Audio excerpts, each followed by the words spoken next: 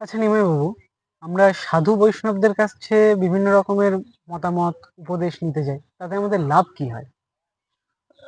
লাভ তো 100%।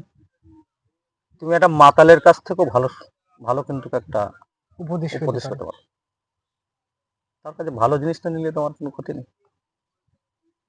সাধু বৈষ্ণবরা দেখবো, আমরা তো সাংসারিক লোক, আমরা সাংসারিক লোক কিন্তু সবই সাধুর কাছে যায়, অন্য কেউ হ্যাঁ। যায় না, সবাই সাংসারিক লোক।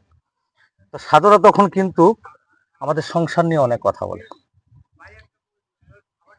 স্ত্রীকে ভালো মানে ভালো রেখো, স্ত্রীর সঙ্গে এরকম আচরণ করো না, স্ত্রীকে রাখবা, লক্ষ্মী থাকবে, নানান উপদেশ তোমাকে দেবে।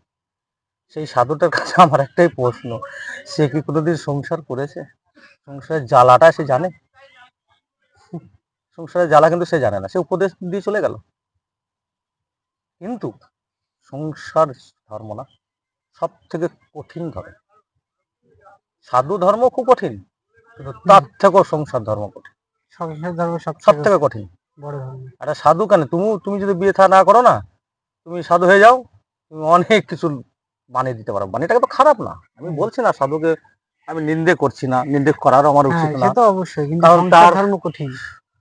তার যে বাণী না, কিছু বাণী এমন হয় মানে সে কোনোদিন সংসার করলো না, এদিকে মনে হচ্ছে যে শালা ও 100 বছর সংসার করার পর আবার এখানে সাধু হয়েছে।